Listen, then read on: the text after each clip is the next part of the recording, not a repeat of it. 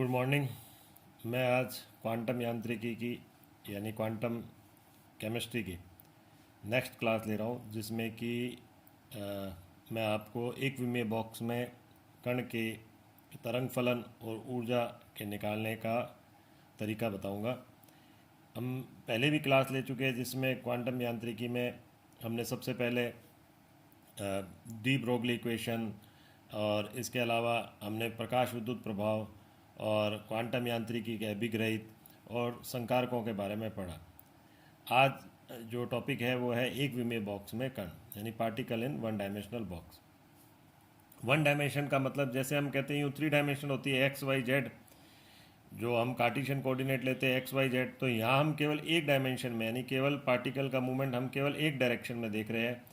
कोई भी जैसे छोटा पार्टिकल, सब एटॉमिक पार्टिकल, उसको हम केवल एक्स डायरेक्शन में उसका मूवमेंट देख रहे हैं। तो हमने यहाँ पर लिया पार्टिकल का मास हो गया m, और वो इस बॉक्स के अंदर है। एक ये बॉक्स है जिसकी चौड़ाई जो है वो हमने कह दिया a के बराबर है, तो उसको हमने ले लिया x बराबर 0 से x बराबर a।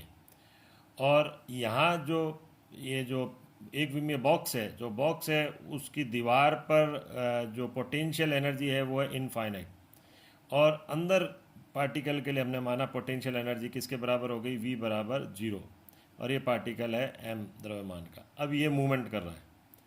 अब यहाँ जब हम कह रहे हैं पार्टिकल जो मूवमेंट कर रहा है, तो यहाँ हम एक चीज़ हम पहले से ही मान लेते हैं कि कण का जो बॉक्स की दीवार है और बॉक्स के बाहर जो है उसका अस्तित्व नहीं है, यानी कण का बॉक्स की दीवार और बाहर अस्तित्व नहीं है।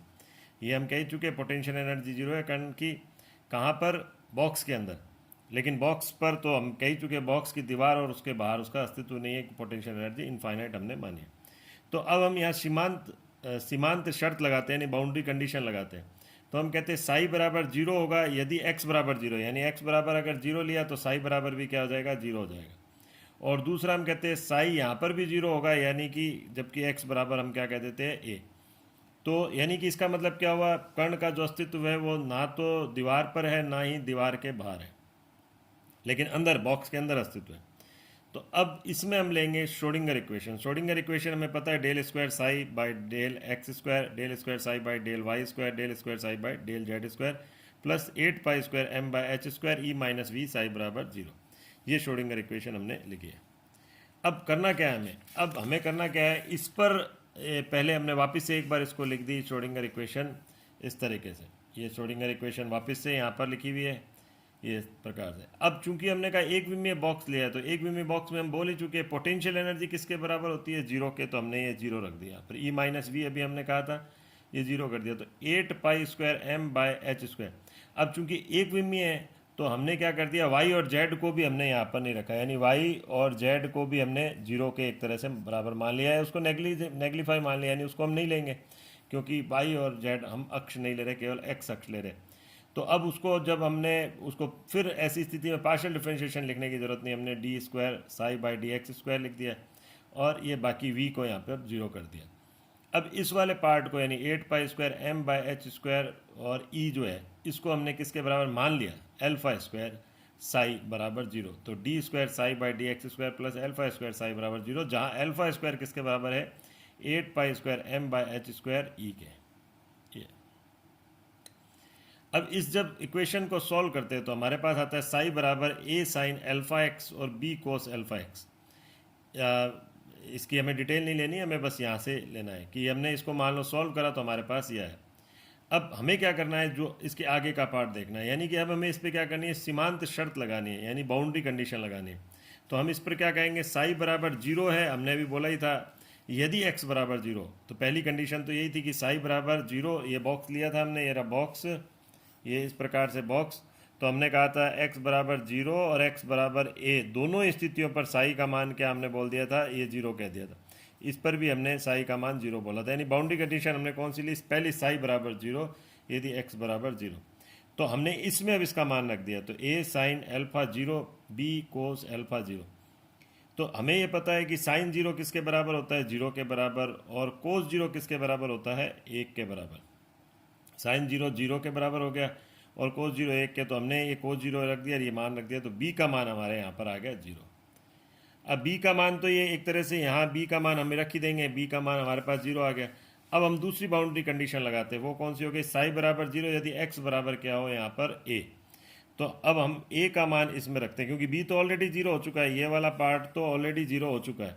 तो अब हम साई बराबर 0 और एक्स बराबर ए जो हम रखते, तो यहाँ पर हमने रखा साई बराबर ए 0 और एक्स की जगह हमने क्या रख दिया, ए रख दिया। तो हमारे पास आ गया ए साइन अल्फा ए प्लस 0, 0 क्यों, क्योंकि बी 0 है, और ए साइन अल्फा ए बराबर 0, और ये 0 इसलिए यहाँ क्योंकि यहाँ साई 0 है, ये हमने इसमें रख दिया। अब ए साइन अल्फा ए जो हमने कहा है वो 0 के बराबर है। हमने क्या बोला अभी, ए साइन अल्फा ए, ये हमारे पास कंडीशन है, ए साइन अल्फा ए बराबर 0।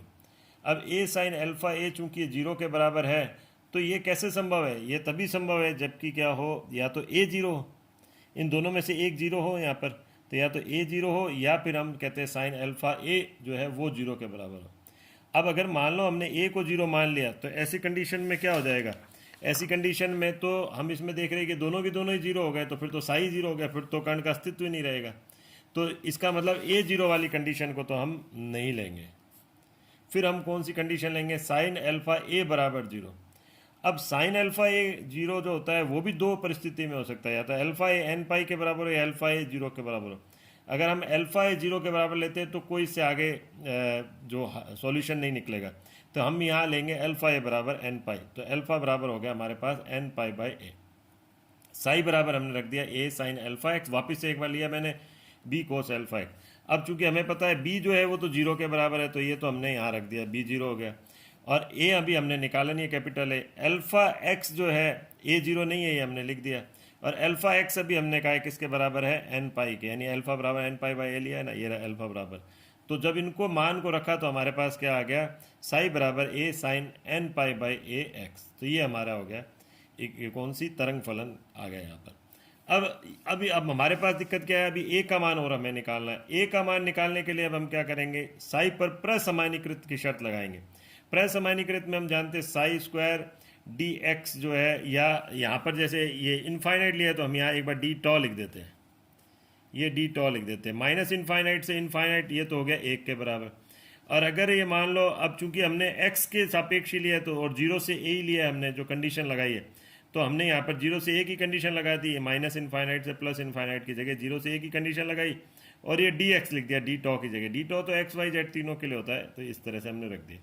जब इसको सॉल्व करेंगे हम, तो हमारे पास ये जो ए स्क्वायर तो चूंकि कॉन्स्टेंट तो बाहर आ गया, जैसे हमने अभी कहा ए स्क्वायर, ये हम ले रहे हैं यहाँ पर ए स्क्वायर, और ये इस तरह से हमने कह दिया sine square n pi by a x d x d x, ये जो है हमारे पास 1 के बराबर। तो इसको जब हमने सॉल्व करा तो ये हमारे पास कितने के बराबर आ गया, ये हमारे पास आ गया a बाई 2 के बराबर। अब ये a बाई 2 हो गया, तो a स्क्वायर जो है हमारे पास आ गया 2 बाई ए, और a बराबर हो गया प्लस माइनस √2 बाई ए। तो इस तरह से हमने कर दिया, और इस इक्वेशन को हमने किस में रख दिया, जो हमने ये वाली इक्वेशन ली थी, a का मान रख दिया यहाँ पर sine N pi by A x. तो a की जगह हमने रख दिया plus minus √2a sine N pi by A x. अब चूंकि हम पहले बता चुके हैं जो एन पाई बाई ए है वो अल्फा के बराबर है, और अल्फा भी हम स्टार्टिंग में बता चुके थे 8 pi square M by H square E under root के बराबर है। ये हमने लिया भी था यहाँ पर, अल्फा स्क्वायर बराबर 8 pi square M by H square E हमने माना था यहाँ पर, ये हमने यहाँ पर कर दिया। तो इसकी जगह हम एन पाई बाई ए की जगह ये भी रख सकते हैं। तो इस प्रकार हमारे पास दो इक्वेशन आ गई, वो किसकी आ गई, एक विमीय बॉक्स में तरंग फलन, एक विमीय बॉक्स में कण के लिए तरंग फलन हमने ले लिया, दो तरह के इक्वेशन। अब चूंकि इन दो इक्वेशन है और दोनों एक विमीय बॉक्स में कण के तरंग फलन के लिए, तो हम इसके मान, बाकी सब कुछ सेम है, यहाँ पर भी प्लस माइनस आएगा, तो अब बाकी सब कुछ सेम है, तो हम क्या कर देंगे, ये एन पाई बाई ए को किसके बराबर कर देंगे, इसके बराबर कर देंगे। दोनों की एक तरह से तुलना कर ली हमने।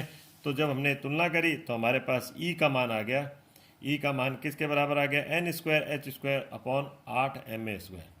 तो ये जो ई का मान है ये हो गया n square h square upon 8 m a square. ये दोनों को सॉल्व करा है हमने केवल इन वैल्यू को आपस में बराबर रख के। तो ये हो गया एक विमीय बॉक्स में कण की ऊर्जा। तो इस प्रकार हमने एक विमीय बॉक्स में कण के लिए तरंग फलन को ज्ञात करा और फिर एक विमीय बॉक्स में कण की ऊर्जा को निकाला। अब ये ऊर्जा किस प्रकार से क्वांटीकृत होती है और इनके वैल्यू किस प्रकार से निकाले जाते हैं, ये हमें अगले वीडियो में हम देखेंगे। थैंक यू, आज के लिए इतना ही।